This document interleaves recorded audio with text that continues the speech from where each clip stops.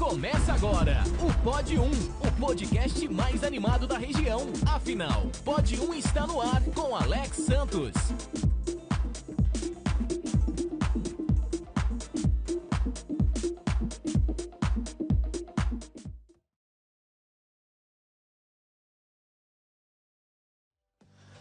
Olá, muito bom dia para você, ao vivo aqui pelo portal RC1, agora 11 horas e 12 minutos, é isso? 11 horas e 12 minutos, você está ao vivo aqui no nosso Pod 1, traz a câmera para cá, porque nós estamos todo mundo aqui no estúdio hoje, e eu queria que vocês vissem tudo isso. Bom dia para você, aqui nós temos a nossa convidada de hoje, que é a Dani Rodrigueiro, o Derek e a Ana Paula também. Time completo, o nosso assunto hoje é o Agosto Lilás e você é o nosso convidado para estar junto com a gente até o meio-dia 20, meio-dia 25, ao vivo, aqui no Pod 1, no portal RC1. Acerte seu relógio com a gente. Eu não enxergo a hora daqui. 11 ao vivo aqui no portal RC1. Entrevistado do dia. Conheça nosso convidado do dia, aqui no Pod 1, o podcast mais animado da região.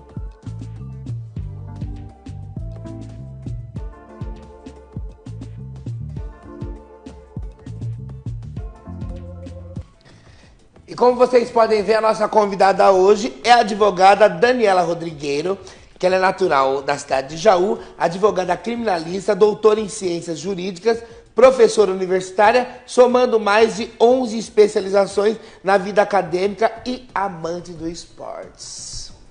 Esse texto é da Ana Paula, que fez, pra gente não falar bobagem agora na hora da abertura. Dani, obrigado por você estar aqui. Por onde eu começo essa história? Até chegar na advogada, porque tem uma história aí antes, não tem? Tem. Então vamos começar por essa. Bom dia a todos, uma honra, uma delícia. Acho podcast a melhor coisa desse tempo globalizado. Acho uma delícia, uma mistura de rádio com TV, com internet. E o mais legal é que é acesso para todo mundo. Para todo mundo, claro. A minha história é assim. Na verdade, eu não sou de Jaú, eu sou de São Paulo, mas eu sou filha de jauenses e fui com muito pouca idade para Jaú. Então, eu me considero jauense porque com 7, 8 anos eu passei a morar em Jaú. Mas o começo da minha vida, com pai e mãe de Jaú, né? Embora a gente morasse em São Paulo, a gente não saía de Jaú. Que lugar você era em São Paulo? Dani? Eu nasci no Ipiranga. Ipiranga. Aí meu pai faleceu muito cedo, teve essa bendita dessa doença que é o mal da humanidade, que é o câncer, né? E, enfim. E aí muito rapidinho, e meu pai meio que fez um pedido para minha mãe para que a gente voltasse para o interior. E foi a melhor coisa que aconteceu. Isso nós estamos falando de quantos anos atrás? 40 e alguns. 40 e muitos. Porque eu já tenho mais de meio século. Ah, que bom. Vividos e mal dormidos? Maravilhosamente acordados nos melhores momentos. Aliás, isso é o que mais importa. Uhum. E aí, cheguei em Jaú, a gente tinha ali uma condição muito complicada. Sabe que tem uma história que é muito doida? Para começar, assim, e que tem tudo a ver, né? Às vezes as pessoas perguntam para mim, como é que você virou essa pessoa que briga com todo mundo, braba pra cá? Eu sou fofa, mas o povo acha que eu sou braba. No dia do velório do meu pai, na verdade, na hora do enterro, nós fomos 3 meninas, né? Uma virou estrelinha e mais 2. E a minha mais velha tinha 14 anos, a minha mais nova 5 para 6 anos, 5 anos. E eu tinha 7 para 8.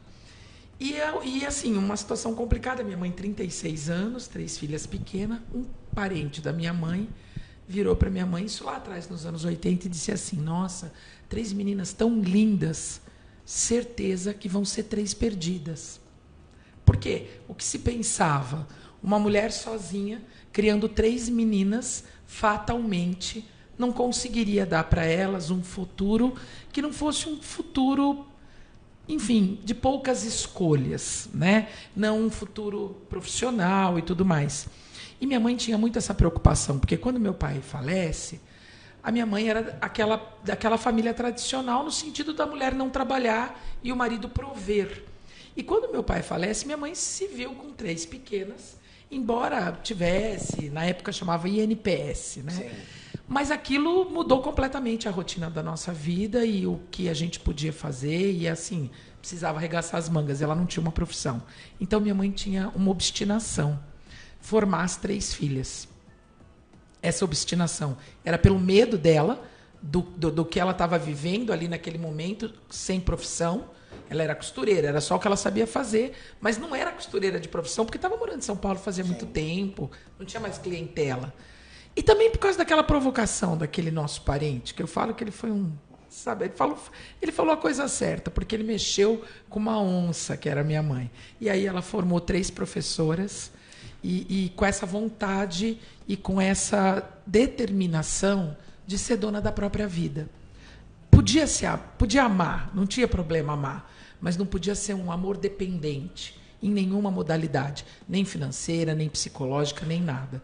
Então, hoje, quando a gente pensa, né, nas violências contra a mulher e nas formas de subjugar, a minha mãe lá atrás, pelas circunstâncias da vida, pela intuição dela, ela fez com que nós 3 nos tornássemos 3 mulheres independentes, afetivamente, emocionalmente e financeiramente, tivéssemos a nossa profissão.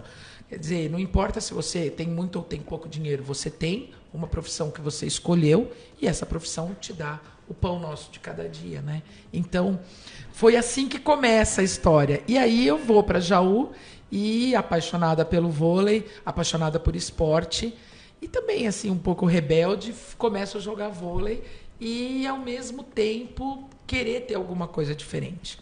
Aí eu entrei na faculdade com 17, com 18 eu entrei na polícia.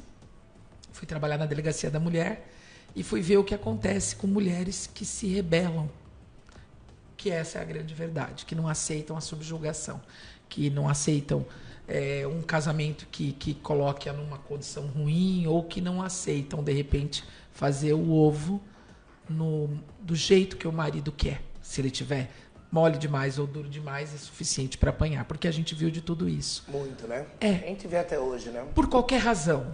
Essa semana eu até falei no programa de terça-feira ao vivo, eu fui para Barra Funda para ir embora para minha casa e nós escutamos uma movimentação, uma fala meio alta, eu não estava entendendo se era um casal que eles estavam conversando, não. Mas aí nós percebemos que a moça começou a chorar.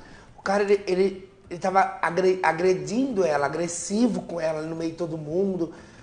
E ficou meio uma situação meio que o pessoal olhava, ninguém sabia. Acho que o pessoal estava esperando se ele realmente ia colocar a mão nela ou se ele ia bater para falar. Mas só a forma, porque ele colocou ela num lugar de exposição muito, muito ruim e nós começamos a ficar meio constrangidos com o que estava acontecendo ali. Isso é muito complicado, porque faz parte de uma grande estrutura de violência, né? Se 2 homens estão batendo boca, ninguém fica constrangido. Mas quando você tem uma mulher, né, numa situação como essa, a gente fica constrangido, né? Isso tudo faz parte de uma estrutura muito bem pensada, muito bem organizada, para colocar a mulher num lugar de subjugação, em todos os aspectos, inclusive naquela condição de não conseguir reagir, né? E saber que ela está sendo julgada, que ela está sendo exposta, colocar nela uma culpa que ela não tem. Né? Porque nós não temos, é aquela história, né? Quando uma menina está com uma roupa bonita, sensual, ela não cometeu crime nenhum. Quem comete é o estuprador, Sim. que não dá conta de segurar os seus próprios instintos. Ele é um bandido, ele é um criminoso e ele precisa de punição. A culpa é só dele, é 100% dele. Nós tivemos agora recentemente o caso do médico que estava violentando as grávidas, ou seja, não é a roupa. O culpado é sempre o abusador, é sempre a pessoa que... Sabe uma coisa que um dia eu estava conversando com uma prima minha, que eu amo muito, minha madrinha, Solange, e a gente estava falando sobre dedo podre, né? E, de repente, eu não sei como é que foi, se fui eu que pensei ou se foi ela, mas foi nessa conversa, que a gente chegou à conclusão que a gente não escuta muito isso, essa menina tem dedo podre, tem dedo podre. De novo, nós estamos culpando a mulher. Quer dizer, ela namora ou casa com porcaria... E ela que tem dedo podre. Ela não tem dedo podre. Como se a escolha fosse uma coisa só da mulher, dela, né? E como assim, o problema tá ali no relacionamento, ela se separa porque o cara é um porcaria, um ruim ou qualquer coisa, mas ela que teve o dedo podre. Ela que é responsável por ter escolhido um cara errado. Uhum. Quer dizer, até esse dito popular do dedo podre é parte de uma estrutura. A gente nem percebe. Porque nós estávamos falando, e essa minha prima, minha madrinha, magrinha, ela é muito poderosa, ela é muito dona da vida dela, ela é uma professora incrível. Então, ela falando isso e a gente usando esse linguajar, duas baita ativistas, duas briguentas da mulherada e usando esse linguajar erroneamente. E aí a gente se tocou. Então tem muita coisa que faz parte dessa estrutura, né? E a culpa não é da mulher. Veja que naquela situação do médico, as mulheres estão sob efeito de anestésicos, né? E quantos casos a gente tem assim? Aquele médico que foi condenado também, né? A 100 e tantos anos de prisão, fugiu para... Esse cara tá livre, né? Isso, exatamente. Numa clínica de inseminação artificial e tudo mais. É a mesma coisa. Você coloca a mulher numa condição de subjugação e aí ela não tem nenhuma responsabilidade. Aliás, ela não tem nenhuma responsabilidade em momento algum, né? Quando você é vítima de um crime, imagine que você passa, por exemplo, Alex, num lugar perigoso, que a gente sabe que tem um monte de assalto e tudo mais. E você se expõe, porque você resolve passar por lá. E aí você é assaltado. A culpa não é tua. A culpa é de quem te assaltou. Às vezes você passou por lá porque você se perdeu, às vezes você passou por lá porque te deu vontade, às vezes você passou por lá porque era o único caminho que você podia fazer, por qualquer razão. O fato é que você foi assaltado. E a culpa de quem é? É de quem te assaltou, não é tua. Então, quando é a mulher, a facilidade de pôr a culpa nela é muito patológica. É um problema de saúde social, cultural, né? É um erro cultural. Mas, enfim, a gente vai mudar isso. Amém. E você estava falando que você chega em Jaú, desde criança tem essa coceira, essa coisa de estar à frente, porque eu acho que isso é uma coisa muito mais de indignação, né? De começar a ver as coisas erradas e querer mudar a situação, querer o seu lugar ao sol e começar a se expor também, né? Sabe que assim... Eu sou apaixonada por esporte, falei do vôlei, mas eu sou alucinada por futebol. Palmeirense, né? Eu sou super palmeirense, assim. Mentira! Quase tive um treco essa semana, mas tá tudo bem, passou. Deram sorte. Eles já atrapalharam a minha ida pra ir embora, porque tava tudo parado lá em São Paulo. Não conseguia. O corintiano fazendo graça. Olha lá, corintiano. Mas o que tá falando, Jesus? Mas então, e por que essa minha paixão pelo Palmeiras, ela cresce também? Porque meu pai era muito palmeirense. E ele falece, então todas as vezes que eu tenho essa devoção ao Palmeiras, eu também estou tendo uma devoção ao meu pai. Mas a tua pergunta foi da minha indignação, e ela tem a ver com o Palmeiras. Por quê? Porque eu sou a segunda filha, e meu pai queria um menino. Ele queria um menino para jogar bola com ele queria um menino para ir para o estádio com ele. Eu ia chamar Marcos Vinícius, estava tudo certo, né? Não tinha ultrassom naquela época que a gente pudesse saber o sexo, era tudo verdinho as minhas coisas, porque eu ia ser menino palmeirense, e eu nasci menina. Mas acreditou fielmente nisso. Ele foi até o último momento, mas ele, com a graça de Deus, não desistiu dessa vontade de ter um companheiro, um parceiro, uma parceira de futebol, de estádio, de vida. E ali eu tinha já desde pequena, um não. Como assim a menina no estádio com o pai? Como assim a menina jogando bola com o pai? Estádio para homem. Como assim a menina... A gente ia pra praia, minha mãe ficava com a mais velha e com a mais nova, e eu ficava com meu pai, jogando bola na areia. E eu gostava muito disso. Eu nunca gostei de boneca. Então eu gostava muito disso. E isso, eu tinha muita cobrança. Isso causava muita indignação nas pessoas? Nas pessoas. Que estavam em volta? Sim. Porque ela não brinca com boneca, porque automaticamente você já leva o nome de sapatão. Então, e assim, de pequena, às vezes a gente estava jogando futebol, então eu era criança, então eu tirar a camiseta para jogar futebol, não podia. Então uma criança de 4, 5 anos não podia ficar sem a blusinha. Então era uma violência que eu já percebia isso. Se eu estava jogando bola com os pais, os meninos, e eu junto, e mandava bem, por que eu não... Porque melhor que os meninos. Até. Por que eu não podia ficar como eles, né? Então, eu já entendia isso tudo muito equivocado. E aí, depois, para os 6, 7 anos, aí eu não podia mais jogar bola. Eu tinha que ficar com as meninas. E isso não acontecia. Porque meu pai era muito claro. Então, vamos comigo. Se ninguém quer jogar bola com a gente, jogamos nós dois. Então, eu estava sempre muito perto. E, assim, aprendendo a reagir a essa imposição social, sabe? É esse comportamento. Quando eu entro na polícia, no começo da minha vida, eu fui taxada como homossexual porque não podia uma mulher heterossexual ser policial. E eu não tava nem aí, deixa falar, sabe? É o tipo da coisa, mas assim, são rótulos. Então, quando as pessoas me perguntavam, né? Ah, mas você gosta de homem ou gosta de mulher? Aí eu dizia, eu não tô afim de você. E não te interessa mais nada. Que é né? muito mais fácil. Eu não tô afim de você. Mas você gosta de homem ou de mulher? Eu não gosto de você. Fosse homem, fosse mulher, se eu não tivesse afim, eu dizia, eu não estava afim de você. E deixa o imaginário. Isso era uma forma um pouco de rebeldia da juventude ainda. Deixa o imaginário. Mas, Dani, você falou que é uma forma de rebeldia de juventude, mas você não acha também que era uma forma já de posicionamento para você começar? Com certeza. E até para as pessoas também começarem a já se tocar para saber para onde você quer ir ou para o lugar onde você está chegando. Sem dúvida, Alex, mas aí nós estamos há 30, 35 anos atrás. A gente não tinha essa consciência da necessidade do posicionamento da mulher. Era muito mais intuitivo do que consciente. Depois eu me torno vítima de violência doméstica. E imagina, não tinha Maria da Penha nenhuma, não tinha legislação. E ainda eu continuo reagindo intuitivamente. Mesmo lá na Delegacia da Mulher, tinha uma coisa que havia um hábito. As Delegacias da Mulher foram criadas em 1988. E eu entro logo em seguida. Na polícia a gente tem a DDM de Jaú, que acaba atendendo toda a nossa região. E tinha uma conversa, tem que fazer o seguinte, tem que esperar uma noite.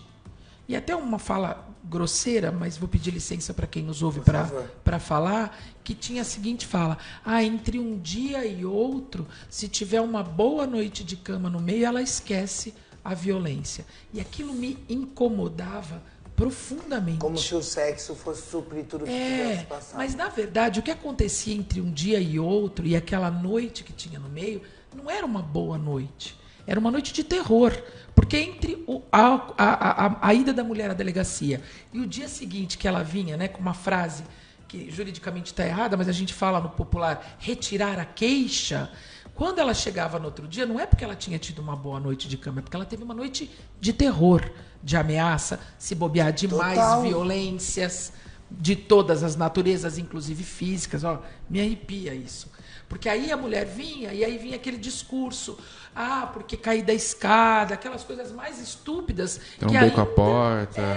Que ainda a sociedade, inclusive a polícia, estava talhada para acolher. Ô, Dani, era isso que eu ia... Você começou a falar... Vou embora, né?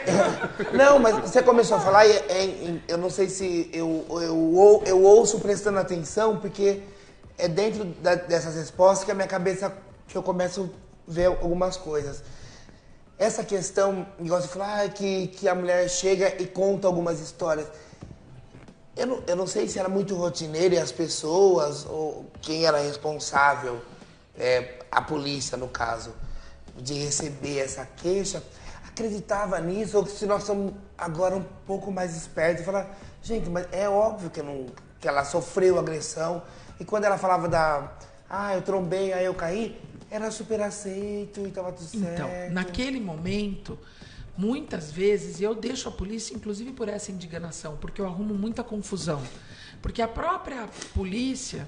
E, gente, ali naquele momento, né, eu não quero falar mal da casa que eu tenho verdadeira paixão pelo meu momento, pelo início da minha vida na delegacia. Então não é isso, mas não havia uma consciência. Ao contrário, muitas vezes a própria delegacia dava uma dica para ela do que ela podia falar para poder retirar tudo ali, sabe? Para facilitar o processo. Para facilitar o engavetamento daquela questão. E tanto que a importância, isso não é DDM de Jaú ou DDM de São Paulo, do estado de São Paulo. Isso é tão importante que quando a lei começa a ter consciência que a gente precisa tomar uma providência, a gente não pode mais retirar a queixa na delegacia. A gente passa a ter que ir ao fórum, porque a gente percebe a necessidade de mudar uma estrutura que estava consolidada, porque essa estrutura, ela tinha todas as pontas em ordem. Então o agressor obrigava, a família até falava, eu odeio o ditado popular, mas eu me rendo a eles. Ruim com ele, pior sem ele. Então fazia uma forçação de barra ali para que a mulher tentasse mais um pouco, sabe? Ai, vamos conversar com o padre, com o pastor, com não sei o quê. E todas aquelas teorias que a gente tinha que aguentar. Como se fosse um problema que não tivesse palpável para resolver. Exato. Mas é muito mais fácil a gente resolver por... essa e conversa. Aí você tira a estrutura que tem e coloca tira da delegacia, já que se for para retirar, vai ter que retirar no fórum, para tentar quebrar essa estrutura. Então eu acho que naquele primeiro momento, o que tinha ali era uma vontade de encerrar tudo, sabe? A gente falava muito que as delegacias da mulher tinham clientes, mulheres que sempre apanhavam. Pô, cliente era mulher, não era a mulher que era cliente. Então, há uma mudança de consciência muito significativa no trato de toda essa história. E, assim, eu brinco, né, que eu tenho mais de meio século, mas hoje eu me sinto autorizada a conversar porque eu entro neste universo quando as DDMs são criadas, lá atrás, em 1988. E eu vivo as delegacias e essa situação que me indignava muito. Daí eu me torno uma vítima de violência. Vamos falar dessa vítima de violência? Eu tô ansioso para saber o porquê disso. Bom, a Ana gravou uns takezinhos que a gente fala sobre violência. Então, cada intervalo que nós estamos passando, nós vamos colocar esse videozinho que eu acho super importante. Vou fazer um intervalo rápido, volto a falar da tribo do Gole e nós vamos continuar falando com a Dani. Não sai daí, acerte seu relógio com a gente, 11 horas e 31 minutos. Pode papo, claro. Pode papo, claro. Pode trocar aquela ideia, né?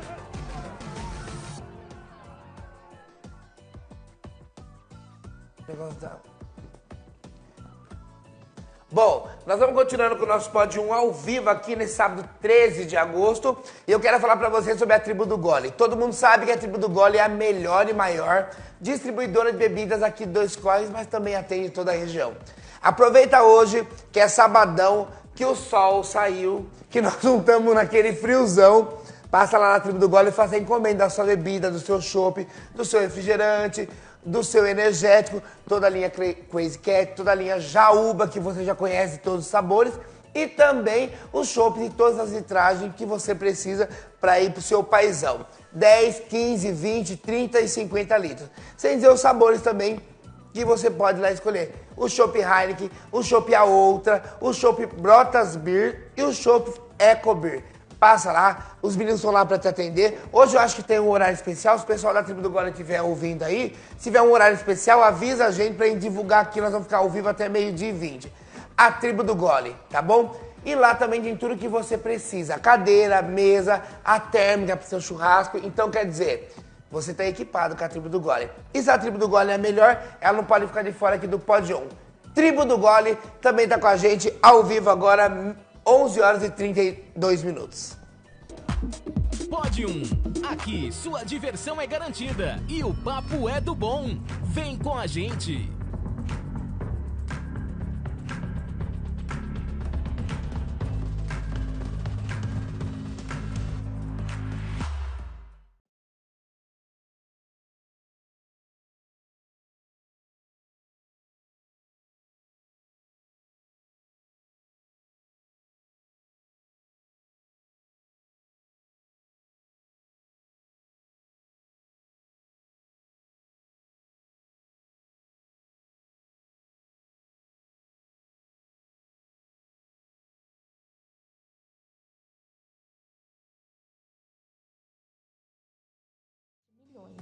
Eu disse milhões de mulheres sofreram violência física.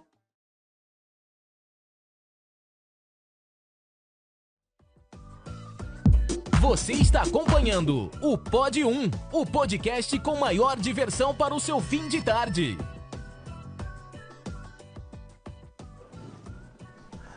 Nós estamos de volta ao vivo aqui no nosso Pod 1, 11 horas e 34 minutos.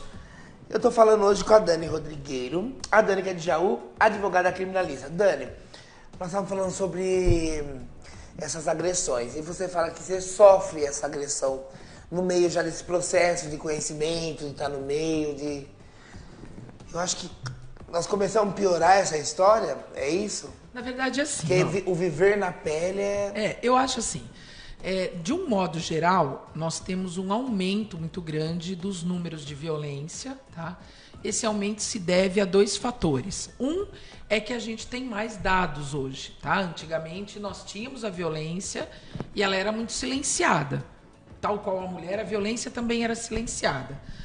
E hoje as mulheres têm mais coragem de buscar as respostas dos equipamentos do Estado. Então, não só delegacias, mas um apoio do serviço social, enfim. Hoje você tem mais essa consciência, então os números aumentam.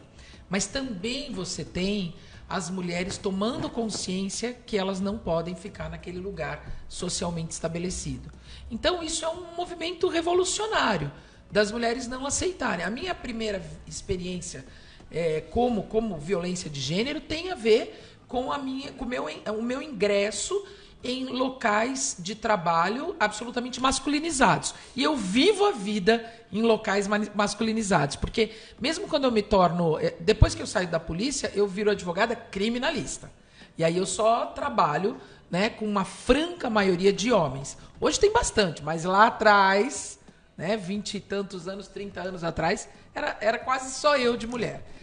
E o que acontece? Promotores... E já com essa força, esse questionamento todo, né? E promotores homens, juízes homens, delegados homens, nos presídios, né? Totalmente composto por homens, então ambientes masculinizados. Quando eu entro na faculdade, tem muita professora dando aula, mas na minha disciplina não.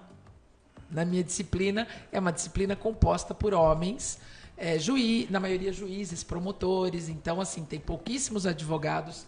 Lá agora tem, tá? Agora o cenário está mudando. Mas nós estamos falando do século passado, eu começo a dar aula em 1995. Então é uma outra realidade. Então você vai ter, basicamente, homens de classe média alta, brancos. Aparece agora héteros, brancos. Não, pera, que tem uma frase que eu adoro falar. Homens de classe média alta, brancos, em tese heterossexuais.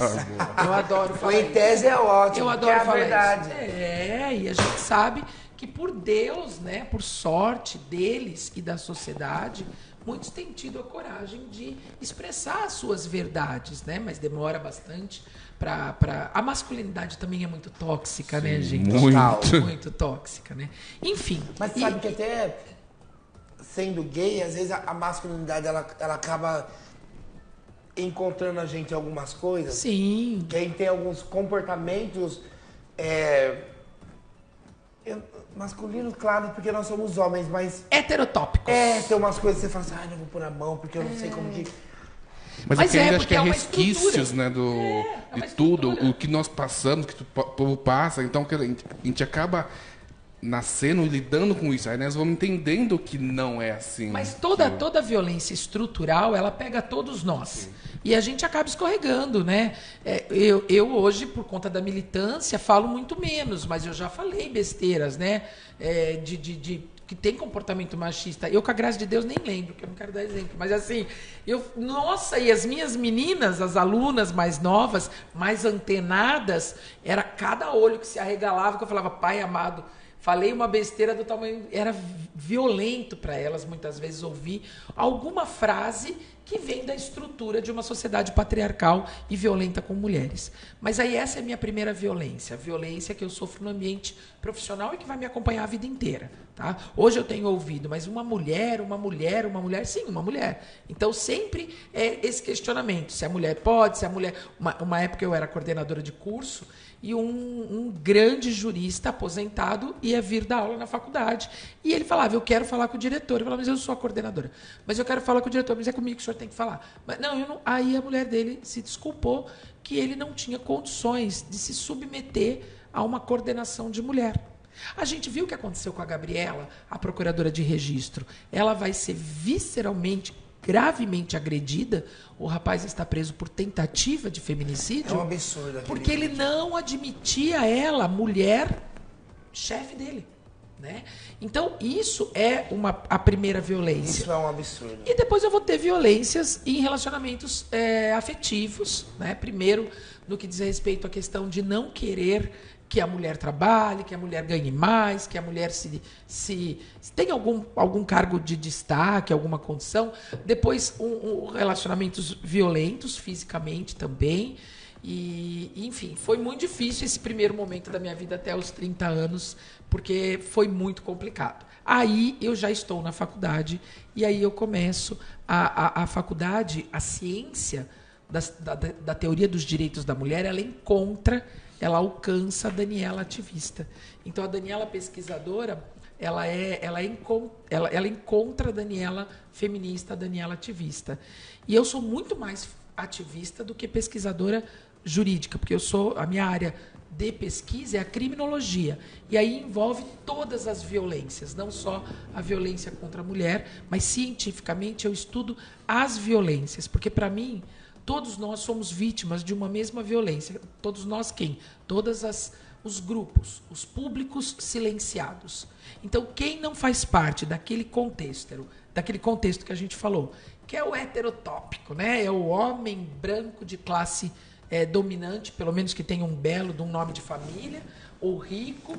Esse contexto, que é de uma parcela muito pequena da sociedade, oprime mulheres, oprime a pele preta, oprime o público LGBT, oprime pessoas mais idosas, oprime pessoas com deficiência, oprime pessoas que não são mais eficientes. Oprime. Poderia ser chamado como público babaca também, que caberia certinho. Adoraria, mas eu adoro falar isso para eles. Então, eu, como pesquisadora, eu trabalho com as populações vulneráveis e silenciadas. A famosa minoria, que não é minoria. Não é minoria. Mas você sabe que esse termo minoria, a gente falava isso no comecinho aqui nos bastidores. Eu acho isso muito importante. Quase mais importante do que a gente falar sobre feminismo brabo. E aí depois eu paro de falar um pouquinho. Sabe a história da minoria? Sabe o que ela quer dizer? Primeiro, ela quer botar na cabeça da gente que a gente é pouco, numericamente. Na sequência, o que fizeram antigamente com as mulheres, Alex, que vocês não sabem, mas foi criado na mulher a ideia de competição, de que mulher não é amiga de mulher, de que você se arruma para outra mulher, de que você não pode confiar em outra mulher. E ao contrário, os caras, né, o pacto da masculinidade, eles são sempre parças, sempre amigos e tudo mais. Menina não é. E que não é verdade. Mas a ideia era para que as mulheres não tivessem consciência de que elas sofriam a mesma violência e pudessem reagir. Sabe o que está acontecendo agora?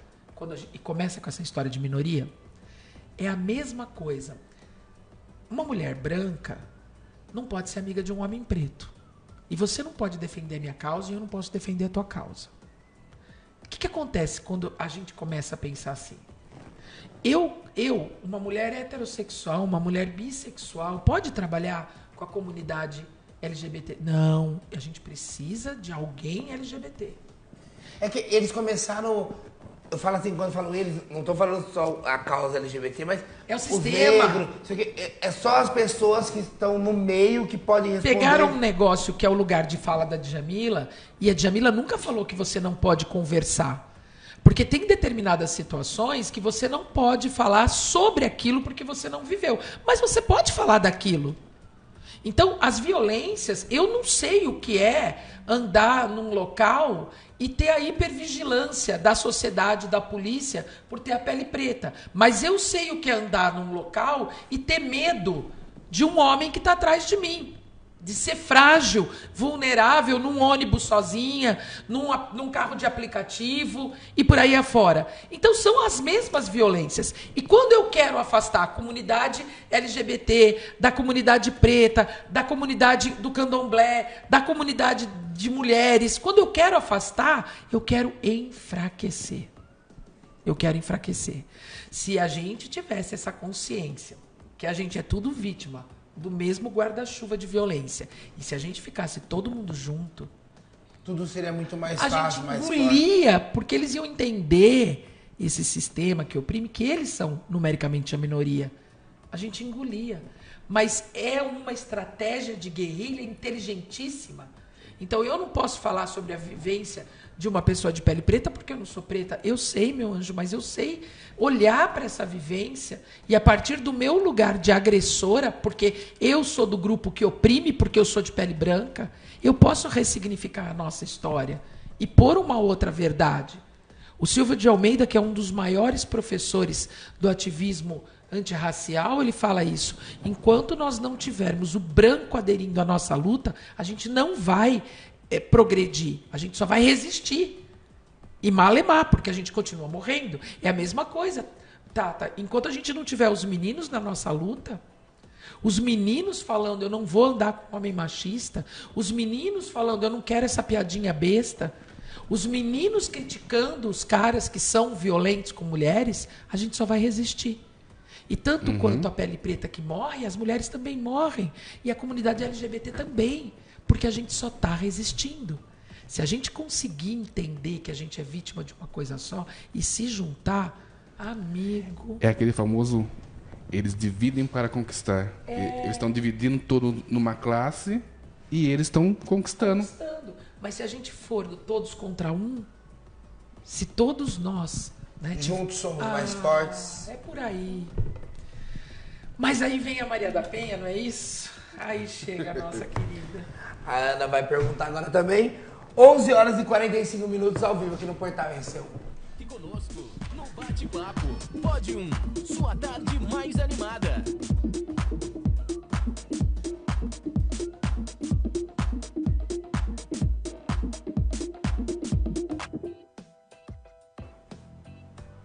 Bom, nós estamos de volta ao vivo aqui pelo Portal RC1 no Pode 1 especial de sábado. Ô Dani, você estava falando das violências, mas você não falou o que realmente aconteceu. Comigo? É. Repórter é uma coisa, né? Ele tá encafuçado. Você não precisa entrar profundamente, Não, mas você sabe qual é a questão? Eu fui vítima de sequestro.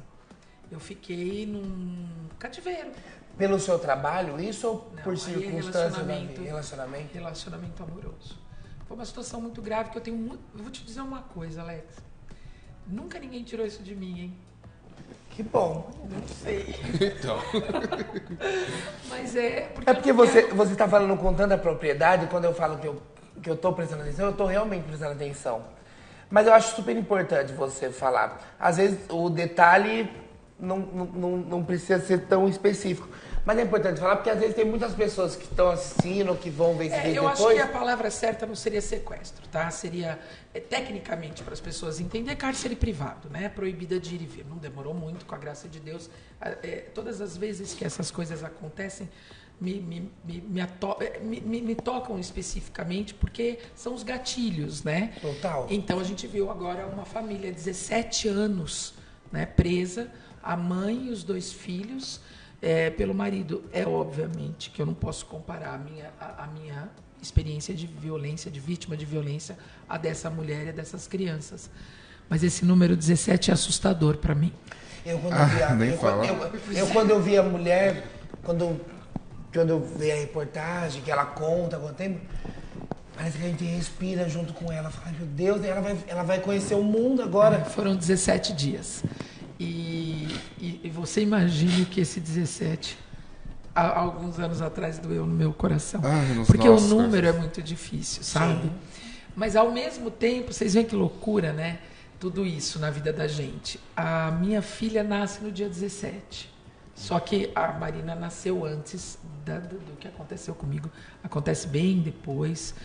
Eu me separei do pai dela e depois eu tive um relacionamento. Então, foi um relacionamento posterior. O fim do meu relacionamento como esposa, casada, foi muito, muito conturbado e, sim, muito traumático para mim. Mas não na condição de violência física, nada disso aconteceu. Havia um desentendimento e foi muito difícil. E até porque eu era muito apaixonada, casei para viver a vida inteira, né? É uma frase clichê, mas é verdade, porque ninguém casa para se separar. Não, eu casei para viver a vida inteira. E nós éramos muito novos, muito decididos, mas eu já tinha uma vida muito potente eu já vinha da polícia, estava dando aula, eu já tinha uma vida muito potente nessas questões todas. Então, foram mais ou menos o seguinte, ritmos muito difíceis e foi uma separação muito complicada, mas não violenta no sentido de violência física. Aí, depois de um tempo, eu tenho um relacionamento e aí, então, eu tenho uma experiência absurda, né, e essa experiência absurda é também uma coisa que me deixa muito fragilizada no sentido de estudar. Porque eu sempre falo isso, quando a gente vai estudar, né, no direito, coisas que são especialmente dolorosas para nós, nós temos dificuldade. E muitas vezes a gente acaba sendo parcial. É porque você acaba se aprofundando num assunto, mas ao mesmo tempo você está mexendo na sua dor. Porque assim, ó, por que um médico não pode operar um parente? Por que um advogado não pode advogar em causa própria para um parente? Porque você não consegue ser focado 100% no seu racional. E você precisa ali do profissional médico, do profissional advogado. Então você não consegue ser 100% racional. E a mesma coisa na pesquisa. O pesquisador acadêmico, ele precisa ser 100% racional. Então a pesquisa, sempre que ela dispara gatilhos, não é produtiva. Pelo menos demora, mas você corre o risco de ter falhas de percepção que estão relacionadas com as suas vivências, porque o pesquisador é um ser humano. Então, por isso que eu sempre abri a pesquisa para todas as violências. Eu acho que foi uma forma de não sair da violência doméstica, na violência de gênero, e, ao mesmo tempo, não permitir que os gatilhos viessem. E aí, acontece um negócio tão louco, porque eu depois me coloco uma violência muito grande. Eu fico 10 anos completamente longe de todas as formas de me relacionar. Eu me dedico dos 30 aos 40 à minha filha, à faculdade, ao escritório. E a Daniela perde a vida dela. Completamente. Sem relacionamento nenhum? Nenhum. É assustador. Quando acontecia, você se esquivava? Ou você não dava tempo disso acontecer? Não acontecia. Simplesmente não acontecia. Mas as pessoas olhavam. Você era paquerada, algumas coisas fazia. Ou você não olhava? Não, eu não enxergava. Inclusive, teve uma cena super interessante, uma história muito legal. Que tinha um rapaz muito paquerador num ambiente específico de trabalho e todo mundo era paquerada. E eu não. E eu falava, gente, eu devo ser o bicho mais feio da face da terra, mais desinteressante, porque ele passa o rodo, paquera todo mundo, e eu não. Aí das duas, uma, né? Aí fui até fazer terapia. Aliás, terapia salva, né? Quem puder fazer terapia. Bom, tem a terapia. Né? E aí eu fui fazer terapia completa. E a conversa era, né? Das duas, uma. Ou você tá muito brava, né? Quando você olha pra ele tem medo. Ou você não enxerga, né? E aí a gente começa a se culpar, né? E aí a mulher começa a ter mais essa carga social que coloca pra gente estética. Será que eu engordei? Será que eu emagreci? Será que o cabelo tá bom? Será que a culpa tá? Então eu quero procedimento estético. Eu não fiz, mas queria muito essas respostas. São todas as facetas dessa violência. Todas as facetas. É muito difícil ser mulher, Alex. Eu não imagino, porque é muito difícil. Seria uma pretensão minha muito grande falar. É muito difícil. 11 horas e 52 minutos ao vivo no Portal RC1. Você está acompanhando o Pod 1, o podcast com maior diversão para o seu fim de tarde.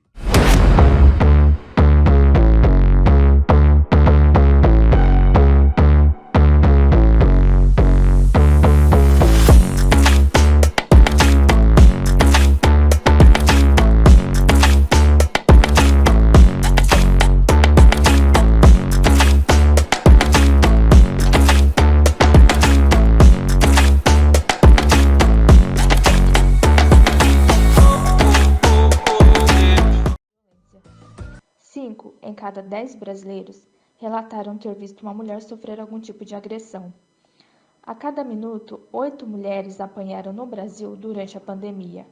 Cerca de 17 milhões, eu disse milhões, de mulheres sofreram violência física, psicológica ou sexual no último ano.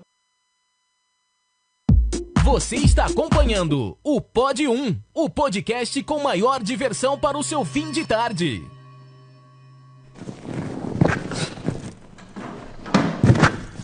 Bom, Dani, o machismo ele é cultural e estrutural, porque ele permeia todas as relações interpessoais.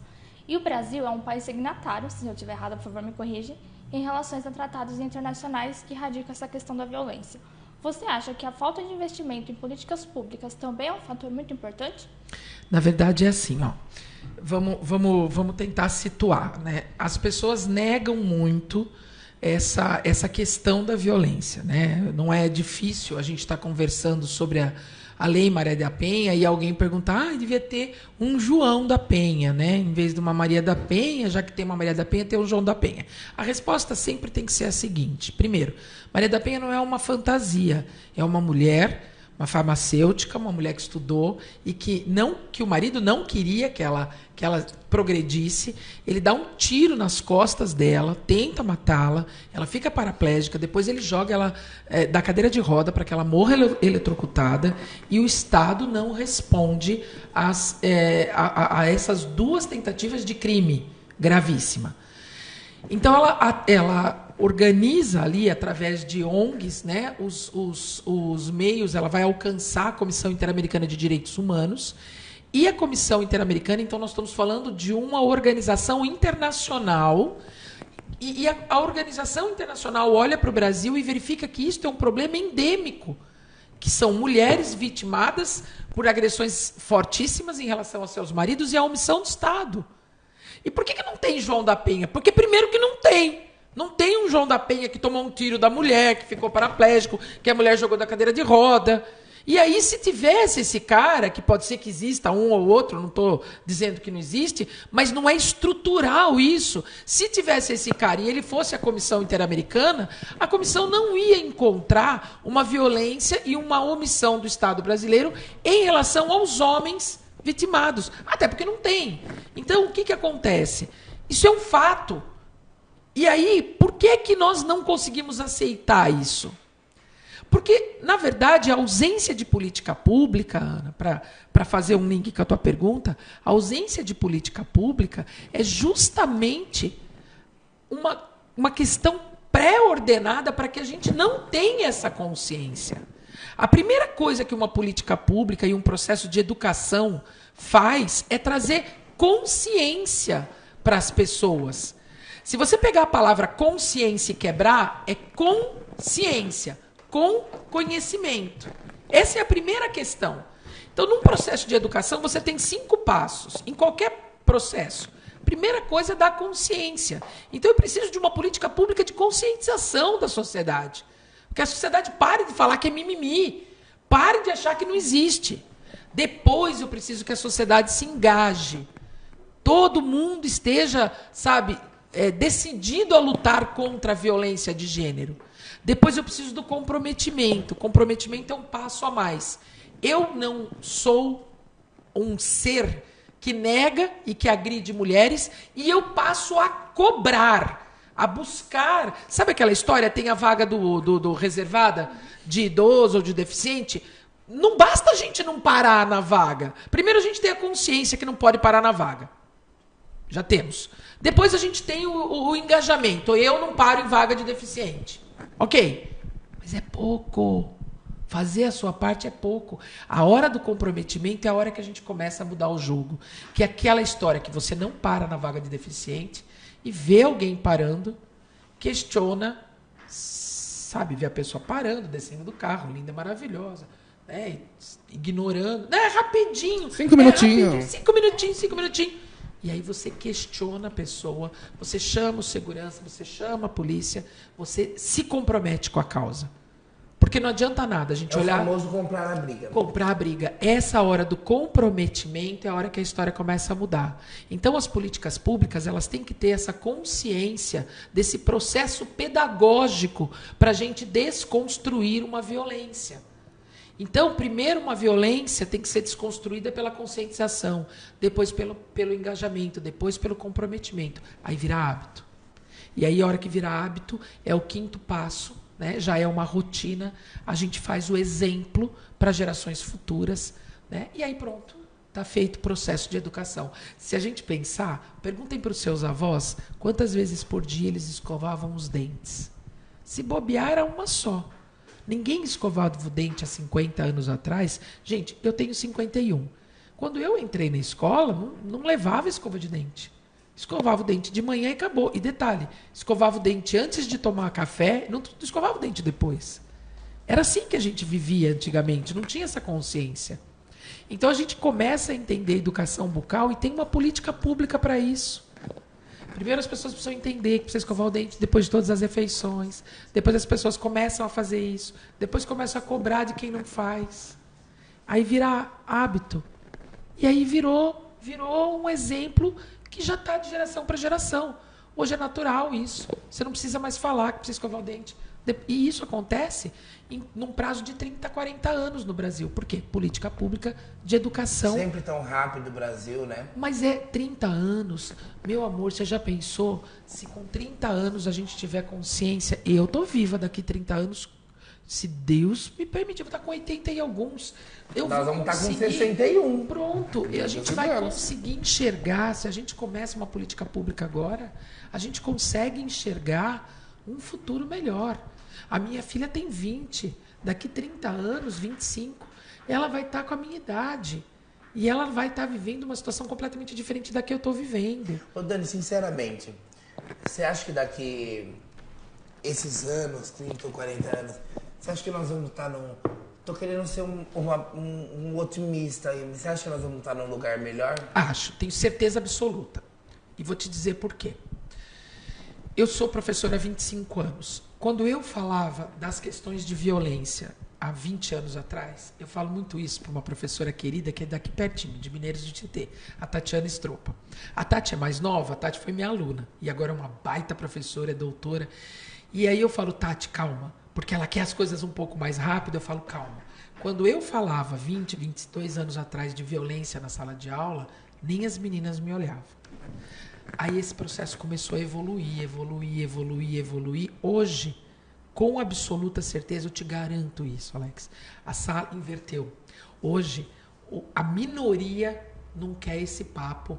E aí a gente fala de violência de um modo geral. Racial, homofóbica, transfóbica, enfim. A gente entra em todos os espectros de violência. Hoje, quem não aceita a violência, que é inadmissível, discurso de ódio, etc, etc. Quem não aceita isso na sala de aula é minoria. A gente está chegando... Ficou. Você falou uma coisa, Dani, que realmente é verdade. Mas é verdade. Você falou uma coisa que eu senti a mesma coisa. E o Derek tá aqui, eu não sei se a Ana já passou, mas a gente vê muito, porque a Ana é mais retraída, mas nós estamos mais no... Nós estamos no rolê, então a gente tá vendo. Acontece isso. Nós temos uma amiga em comum, a Ada é uma nega linda, tem o cabelão e tal. E quando fala neguinho, não sei o quê, é muito... Não sei se a palavra ficou muito rotineiro as pessoas darem esse nome, né? Na mesma forma, não é. Então, eu acho que tá todo mundo já se posicionando. Sim. Sabendo o seu lugar ao sofre. Não é neguinho, não é assim. Não é o bichinho, não é o viadinho, não é o pretinho, não é... Eu sou Alex. Na criminologia, a gente tem uma coisa que a gente fala muito, que é os números ocultos, tá? A cifra oculta. É aquela assim, quantas mulheres são vítimas de violência de verdade? Você tem muitos casos que não chegam à delegacia. Em qualquer caso, quantos furtos de celular a gente tem? Tem muita gente que não vai fazer boletim de ocorrência. A gente chama isso de cifra oculta. Só que o nome tradicional não é cifra oculta, é cifra negra. Então, se você pegar livro antigo, está escrito cifra negra. A gente está ressignificando, né? Porque a gente sabe que o denegrir e tudo mais, tudo isso é aquela história. O branco, tudo que é branco, hoje é dia de branco, aí não sei o quê. Essa semana do A Ovelha Negra, no encontro. Nossa, ele foi maravilhoso. E né? tudo... Eu acho que esse cara, ele tá... então, hoje nós estamos ressignificando. Caminhando a passos largos, mas eu acho que ele vai aparecer ainda. E quem? Muito mais. Quem? O Manuel Soares, do Encontro. Pronto. Eles colocaram ele num lugar, e você vê que ele se mantém quieto, calado, e aos poucos ele tá Pois é, aquela vez que a mulher lá, que eu não sei quem foi servir. A Thalita Moretti pediu pra moça servir. Pra uma senhora preta servir, ele vai e tira da mão dela, fala, não. Então, esse lugar, sabe, e ele tá acontecendo com afeto. As pessoas estão olhando, porque antigamente, se ele faz um negócio desse, as pessoas iam encrespar, ficar brava ali, engrossar com ele. Hoje as pessoas estão fazendo com afeto. Então, escuta só. Essa história da cifra oculta, quando eu estou dando aula, às vezes, na hora, porque eu fui educado, eu li todos os livros de criminologia falando cifra negra. Então, isso está no meu inconsciente, no meu subconsciente. Então, às vezes eu estou falando, e eu presto muita atenção, mas às vezes escapa. A cifra negra, aí imediatamente eu paro, recuo. Pelo amor de Deus, gente, perdão, saiu sem querer e peço desculpa, tal. É muito importante o acolhimento que eu recebo. Tudo bem, professora, a gente viu que foi sem querer. Falei, gente, vocês têm que me ajudar. Então, assim, é disso que a gente precisa. E é um hábito. É. Ruim, mas é um hábito. Olha, Então, por exemplo, agora quase que eu falei uma coisa errada. Mas eu corrigi rapidinho, não sei se vocês perceberam. É uma outra coisa que eu já aprendi. E aí você vai falar, é o politicamente correto, isso é chato, né? Bem-vindo ao mundo. Foi chato pra gente a vida inteira, né? Foi chato pra gente a vida inteira. Eu ia me referir a alguma coisa que é difícil de desenrolar e tudo mais, eu ia falar quase que encrespou. Quase que eu falei encrespou. Mas eu falei enrolou rapidinho, dei uma enrolada na minha língua e tentei corrigir. Por quê? Porque está na gente. E aí você vai falar pra mim que eu sou racista? Claro que eu sou racista, dentro de uma estrutura. Dani, eu estou inserida numa estrutura e eu sou uma mulher branca. Uma mulher branca tem dentro dela, está no DNA nosso. E eu preciso lutar contra isso. Porque é como se fosse um vício horrível que dá dentro de mim. É como se fosse um câncer que está dentro de mim e que tem tratamento. Eu preciso tirar e me tratar. Porque eu sou, sim, parte de uma estrutura opressora. Na hora que você for contar para mim, dos seus ancestrais, o que você tem para me contar? Mas na hora que eu e a Ana fomos falar dos nossos avós, dos nossos bisavós, você já parou para perceber que nós, brancos, tiramos tanto a identidade do povo preto que até o nome nós tiramos? O nome de família, que a gente chama de sobrenome, das pessoas de pele preta, não são nomes africanos. Para e pensa.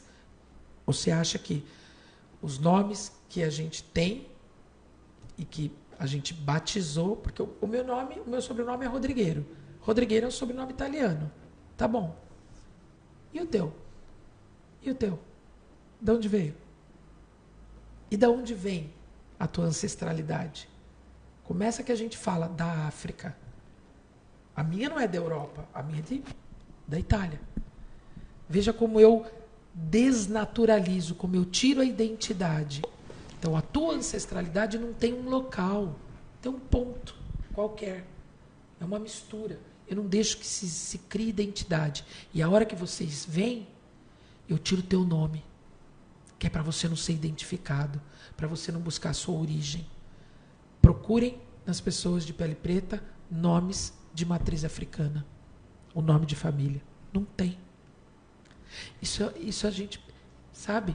Se eu e a Ana quisermos conversar sobre os nossos avós e buscar uma cidadania italiana, uma cidadania portuguesa, uma cidadania espanhola, a gente consegue. E vocês? Como é que eu posso me sentir confortável? Dani, percebe? Isso é uma questão muito de se colocar no lugar do outro. Sim. Essa empatia, eu acho que tá faltando. Eu não. Quando eu perguntei, falei se vai melhorar. Eu não sou uma pessoa pessimista, eu não sou. Quem me conhece sabe.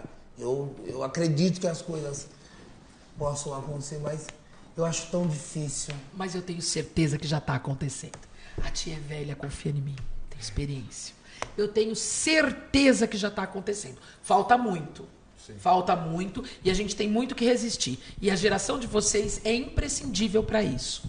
Tá? A minha geração está cansada. Não eu não tô. Mas eu, sabe por quê? Porque eu sou professora. E a professora se abastece da energia dos alunos. Sim, total. Então, assim, eu tenho disposição, mas eu sei que tem muita gente da minha geração cansada. Principalmente quem resistiu até agora. Porque a linha de frente toma muita pancada. A geração de vocês tá, sabe mais ou menos assim? A gente abriu umas picadas ali na mata e a gente tirou os espinhos. Só que tem uma mata ainda que pode cair por cima da gente. Mas está mais fácil de vocês colocarem o caminho. Ai, sem dúvida. Porque os primeiros que vieram antes de mim morreram no meio do caminho. morreram. Eu me sinto assim, no meio do caminho, mas não cansada, não desistente, mas eu falo, ai... Mas aí, ó... Aonde será que às vezes você para pra dar uma reflexão? Eu não sei se vocês têm a mesma concepção, a mesma consciência, mas tá no meio do caminho, você fala, meu Deus... Você vê, eu fico... É que agora eu tô um pouco mais indigesto. Eu aceitei muito. O Derek briga mais. Mas sabe como que a gente faz Agora quando a gente cansa? Ai, meu Deus, quando a gente cansa, pode? a gente faz assim, dá a mão, Eric. A gente se segura, dá mão aí, Ana. Quando a gente tá no meio do caminho, a gente se segura assim, ó. Fica mais fácil. Fica mais fácil. E daí, se for o caso, a gente começa a falar umas besteiras, dá risada, faz bagunça, toma uma cerveja. Como chama o nosso patrocinador? Vamos lá. Vamos na Tribo do Gole. Já galera, Tribo do Gole, quer mandar uma cerveja? Quer aproveitar que nós estamos ao vivo, Tribo do Gole, pode mandar uma bem... Diz que é gelada. Gelada é coberta. Dá tempo. Quanto tempo nós temos ainda? Dá tempo de chegar, avisa o pessoal. Tribo do Gole, ué. Aí a gente dá uma tarará, entra nas cachoeiras mais lindas que tem aqui, porque as cachoeiras de Brotas são bonitas, mas as de Dois Córregos são incríveis. Dá licença, eu adoro. Entramos nas cachoeiras e pronto, seguimos. Bom, 11 horas não. Como passa rápido, gente? 12:10, você está ao vivo aqui no Pod 1. Pod 1. Aqui, sua diversão é garantida e o papo é do bom. Vem com a gente.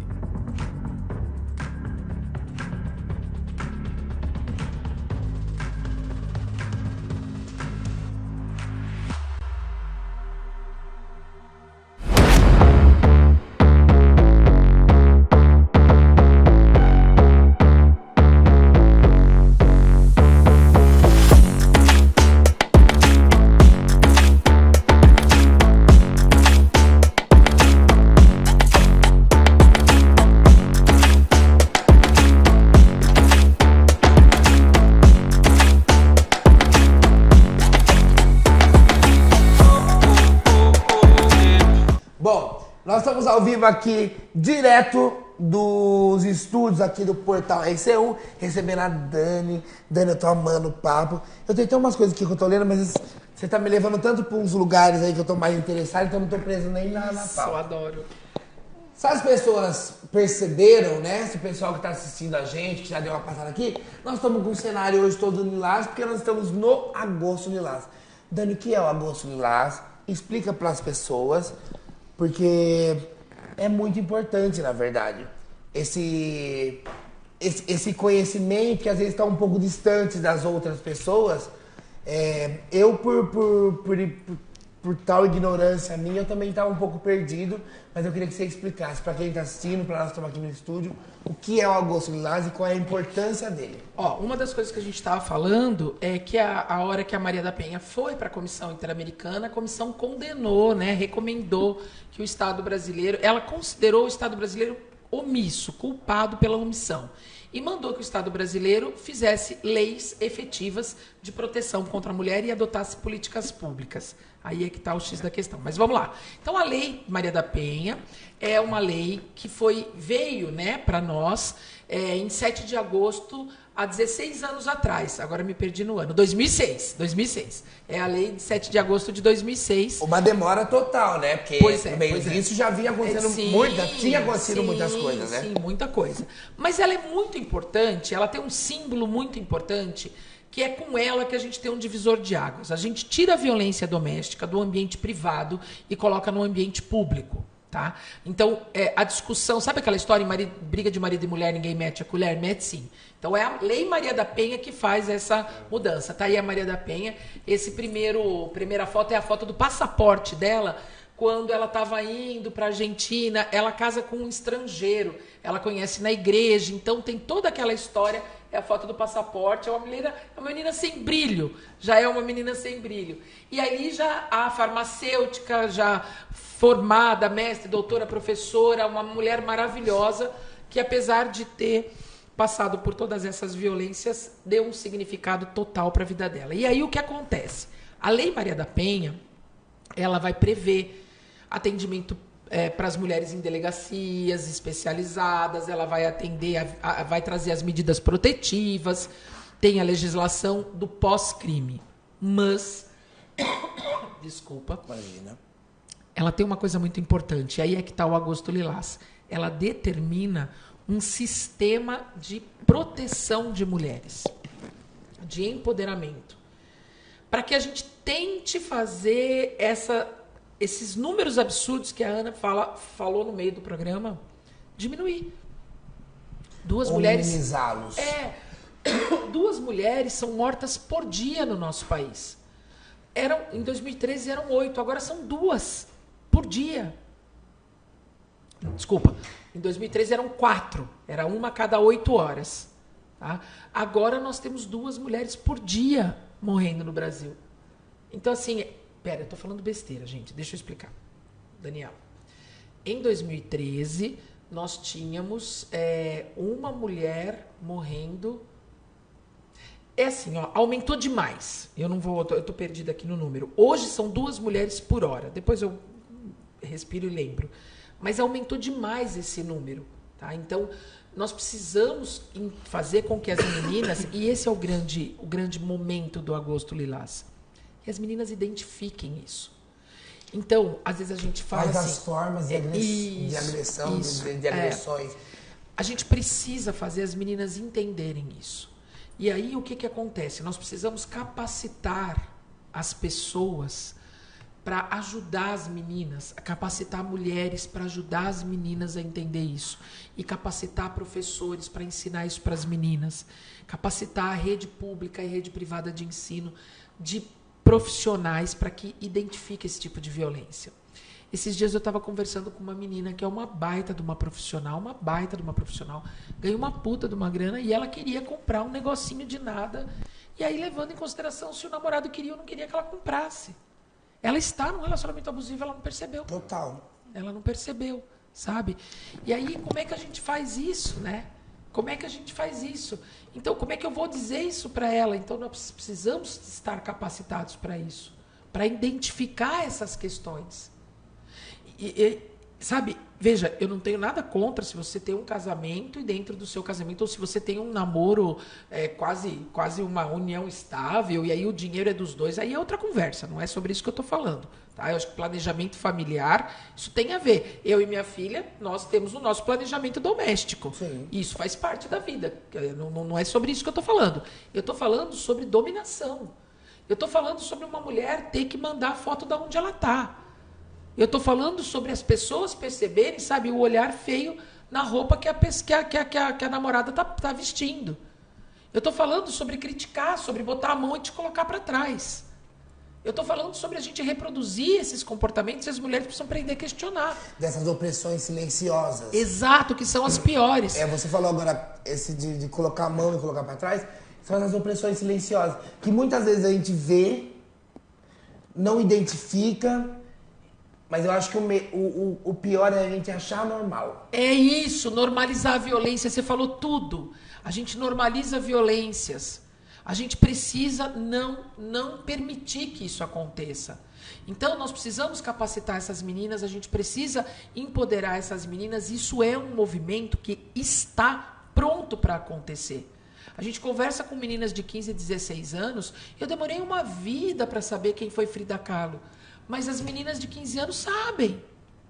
Tá mais palpável. Tá. Então, assim, é um movimento que está na hora. Por isso a importância do Agosto Lilás, que ele chama atenção para prevenção. E prevenção de violência só tem um jeito. É identificar o ciclo da violência. É identificar o relacionamento abusivo. Claro, gente, que a educação de meninos é muito importante. Tá? A educação de meninos é muito importante, mas a gente precisa educar as meninas para se defender, para que elas entendam e enxerguem aonde que elas estão entrando, seja em relação a um professor, seja em relação a um orientador, seja em relação a um namorado, seja em relação ao pai. Eu ia falar isso. Seja em relação ao pai. O próprio pai. Porque as violências domésticas, elas são, né, as violências contra a mulher, elas são a sua franca maioria. Mais de 80% dos números são de violências contra a mulher. Gente, a cada 20 minutos, esse eu tenho certeza do que eu estou falando, a cada 20 minutos, uma menina, criança, portanto menor de 12 anos, é mãe no Brasil. Quando eu digo que a cada 20 minutos nasce uma criança, de uma criança, eu estou falando de estupro. Porque você ter relação sexual, ainda que fosse eventualmente consensual. Consensual, ela é uma criança. Continua Ela sendo. é uma criança, ela não tem capacidade de consentir, é como se fosse na marra. Isso tudo tem a ver com a violência. Total. Então é sobre isso.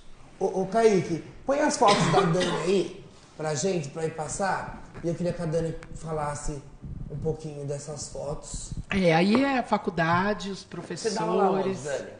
na IT. Ó, tem uma pessoa ali, Jonathan Cervantes, esse aí Pedraça, é um querido. Minha querida professora, 2 beijos e um queijo. Porque eu falava, eu sempre falo isso na faculdade. Gente, beijo e um queijo. Ou então, um só, 2 beijos, 2 queijos. Eu adorava falar isso. Pode passar nas fotos da Dani aí pra gente ver. Jonathan, querido. Então, assim, aí a faculdade, né, o grupo de professores, né, vocês olham, por exemplo, a quantidade de homens e a quantidade de mulheres e a ausência de um homem preto, né?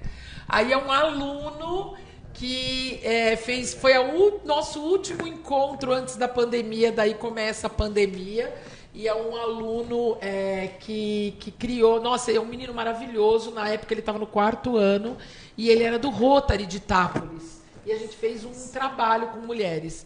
A outra foto é uma formatura, que aí era o dia do culto, que eu sou paraninfa de uma turma também deliciosa. Essa também é uma foto do presidente do Tribunal de Justiça com as professoras da faculdade, que são só essas. Aí é em Jacarezinho, foi muito legal.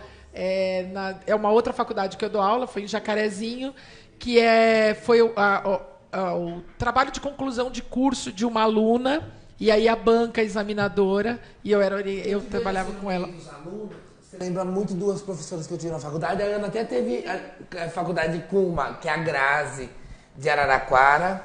É Grazi Lima. Que vocês estiveram em Jaú? Jaú. Sim, a Grazi é maravilhosa. E a Rita Mota. Sim, a Grazi ela traz um dos programas mais lindos de empoderamento das mulheres, que é as PLPs, Sim. as Promotoras Legais Populares. Eu sou simplesmente enlouquecida pela Grazi. Ela é demais. É bem isso mesmo. Ela é demais. Aí a outra foto é em Igaraçu, com o Henrique, um amigo de Igaraçu.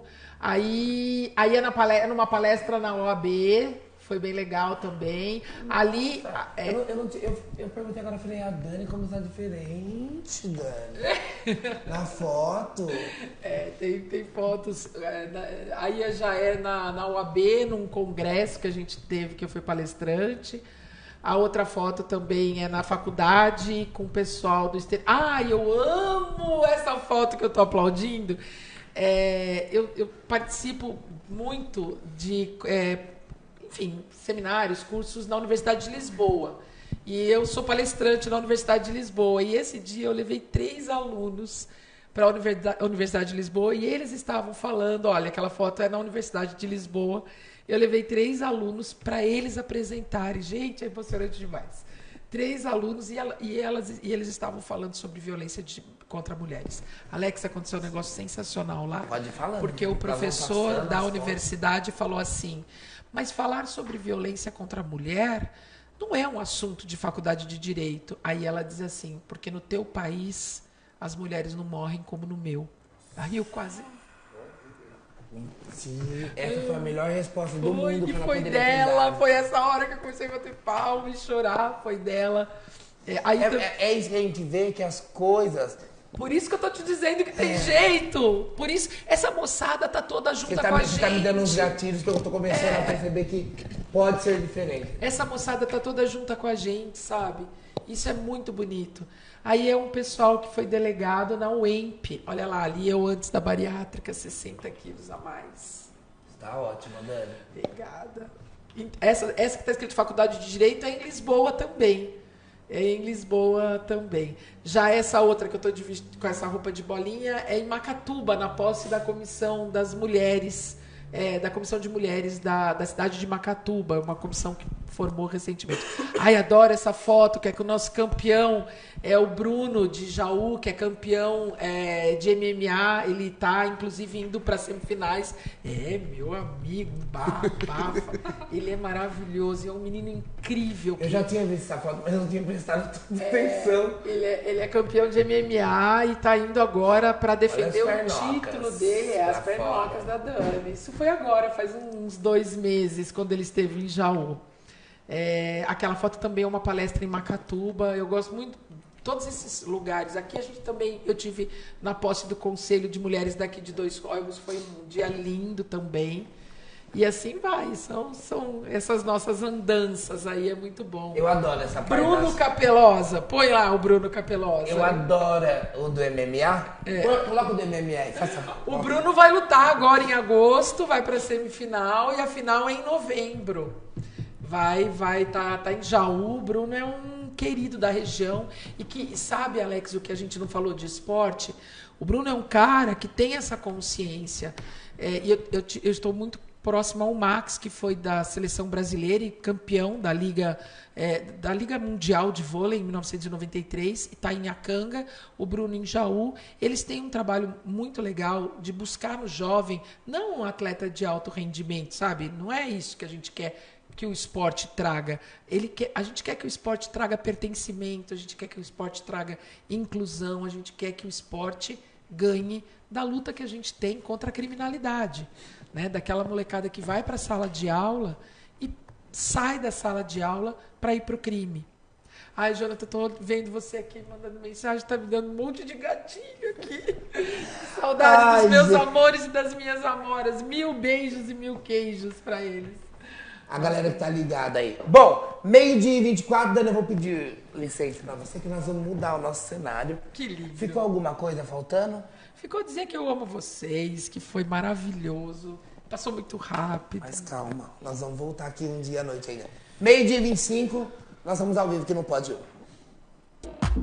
Pode 1.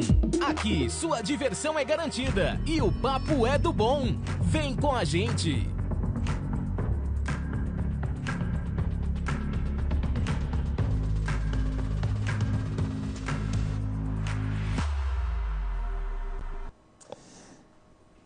Bom, nós estamos de volta ao vivo agora, 12h25. Lembrando que você pode aí fazer as suas compras, né? Aproveitar agora que amanhã é Dia dos Pais, dar uma passadinha lá na Tribo do Gole, fazer suas compras, ver o seu chopp gelado, já encomendar suas cadeiras, mesas. Aproveita, não vai deixar pra última hora não, porque senão depois vira correria. Passa lá na Tribo do Gole. Você sabe que a Tribo do Gole tá no coração das cidades de Dois Córregos, lá no antigo Bar de Gentil, ali no centro das cidades. Passa lá, fala com os meninos, deixa tudo organizado, porque amanhã é dia de festa. E se amanhã é dia de festa, abre a câmera aí pra mim. Eu queria desejar para todos os papais, e quando eu falo os papais, eu tô falando das mães que são pais também, muitas mães são pais. Então o programa de hoje é dedicado para você, pai, né? Feliz Dia dos Pais para vocês, tá? Com muita saúde, muita bênção. Mas eu acho que o ser pai é muito mais você perceber o seu filho e saber olhar com ele de uma forma diferente. Porque a gente escuta muitas histórias de pais que não participam ou de pais que não sabem nem quem são seus filhos. Então, acho que esse Dia dos Pais venha para os pais mesmo perceber e refletirem e saber que o filho não é só pôr no mundo, né? O filho é você participar, estar junto, que é muito triste quando um pai não sabe quem é o seu filho, na verdade. E a você importância, né? Que ele a importância. Tem, né? Então, eu queria deixar um Feliz Dia dos Pais para todos os pais aí que estão nos assistindo, para todos os pais do mundo e do Brasil. Aproveita a sua família, aproveita seus filhos e curta, tá? O programa para vocês. Eu não peguei foto da minha mãe, na verdade. Mas o programa de hoje eu queria dedicar para minha mãe, a Darlene. Hoje é aniversário da minha mãe. Mãe, muita saúde, muita paz, que Deus te abençoe com todas as bênçãos que Ele possa e que você merece. Minha mãe acho que é o meu respiro. Minha mãe foi mãe, minha mãe foi pai. E acho que tudo que ela sonha comigo, às vezes, mesmo ela sabendo que eu vou meter a cara na parede, ela deixa para eu saber onde eu tô indo e para eu me tornar um ser humano melhor. E é sobre isso. E de tudo que ela fez. Então, mãe, Um beijo, eu te amo. O programa hoje é pra você. E eu queria te agradecer muito por você ter vindo. Eu queria ficar com você pelo menos mais uma hora. Mas antes de você ir embora, eu queria que você respondesse uma coisa pra mim. Solta aquela vinheta, por favor. Agora só pode um.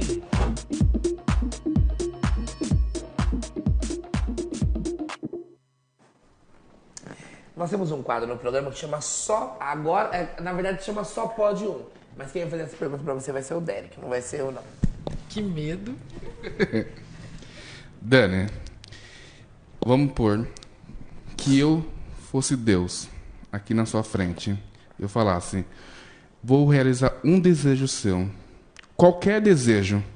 O que você pediria? Tempo. Tempo. Nossa, eu nunca achei que ninguém fosse responder o tempo. Tempo.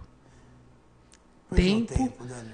porque com o tempo eu conseguiria trazer as verdades que eu acredito, que eu somei, né, ao longo da minha vida e, de alguma forma, com o tempo, eu conseguiria transformar a vida das pessoas de uma maneira que eu acredito ser possível. Você sabe que semana passada eu peguei um Uber lá em São Paulo, no domingo, nós estávamos indo para o aniversário, e nós começamos a conversar.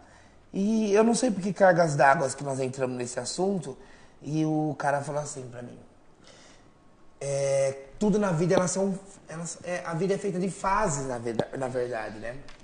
E que tem fases boas, fases ruins, e que, na verdade, a gente precisa ter paciência. Eu falei pra ele, é o que eu não tenho. Ele falou, sabe por quê? A paciência? Porque o tempo que direciona as coisas. Se você não tiver paciência, o tempo nunca vai te dar aquilo que você precisa, mas que às você vezes, merece. e aí que tá. Às vezes, pra gente poder transformar, porque eu tô nesse momento da minha vida, tem que ter um significado. Pra gente poder transformar, a gente precisa de que outras energias, outras disposições, outras ações aconteçam. E o tempo das pessoas não é o nosso tempo. Então, para que as coisas pudessem acontecer, independente da gente ter paciência ou não ter paciência, mas que as coisas pudessem acontecer, eu precisaria que as pessoas entendessem muitas coisas, para que elas somassem as vontades. É aquilo que eu falei simbolicamente, a gente precisa dar a mão, mas nem todo mundo entendeu que dá para dar a mão. Uma pessoa preta dá a mão para uma pessoa branca, um homem dá a mão para uma mulher, uma pessoa homo, uma pessoa hétero, uma pessoa bi, dá a mão. Um ateu, uma pessoa do candomblé, uma pessoa do cristianismo, do catolicismo, dá as mãos. Então, eu querer dar a mão para vocês, depende da ação de vocês quererem dar a mão para mim. E talvez eu não tenha tempo para esperar o momento de vocês, a decisão de vocês. Nós voltamos ao tempo aí de novo. Por isso que eu queria tempo. Não é uma questão de não ter paciência. Eu concordo com o que o rapaz te disse. Mas é que eu acho que a gente precisa estar junto para transformar. Na verdade, para a gente exercitar a paciência, nós vamos precisar do tempo também. Por isso que eu queria tempo. Agora, quando é que ele vem? Você tá me fazendo acreditar que eu podia. Você falou que eu podia. Haja psicólogo e as coisas pra gente organizar tudo isso na cabeça da gente. Tá bom, vou trocar meu pedido. Quero a nossa cervejinha gelada. Pronto. Era mais fácil. Gente, olha, eu queria mais ficar com vocês, mas nós estamos com tempo hoje. Ficou alguma coisa, Ana? Mais alguma pergunta? Parecido, não? Dani, como que as pessoas te acham? Dani Rodrigueiro. Dani Rodrigueiro no Instagram, Dani Rodrigueiro no YouTube, Dani Rodrigueiro na internet, no Facebook, Dani Rodrigueiro. Vamos conversar outras vezes, por favor, certeza. tá? Obrigada. Obrigado. Todo mundo que participou. Gente, olha, deixar meu beijo pra você. Feliz Dia dos Pais. Aproveite seu pai. Amanhã, domingão aí. Hoje é aniversário da minha mãe. Mãe, parabéns, muita saúde. Eu tenho que passar tudo que falaram pra ela. Hoje, dessa noite passada, que todo mundo desejou pra ela, eu tenho que chegar em casa e falar tudo. Maravilhosa. Leva mais 3 beijos aqui, 4. Isso. E eu encontro vocês terça-feira, 18h45. Aproveite o final de semana. Obrigado, Dani Cezinho. Obrigado, Derek. Obrigado, Ana. Obrigado a todo mundo que tá assistindo. Um beijo pra você. Ótimo final de semana, você sabe, né? Eu tô sempre te esperando. Obrigado, gente. Tchau.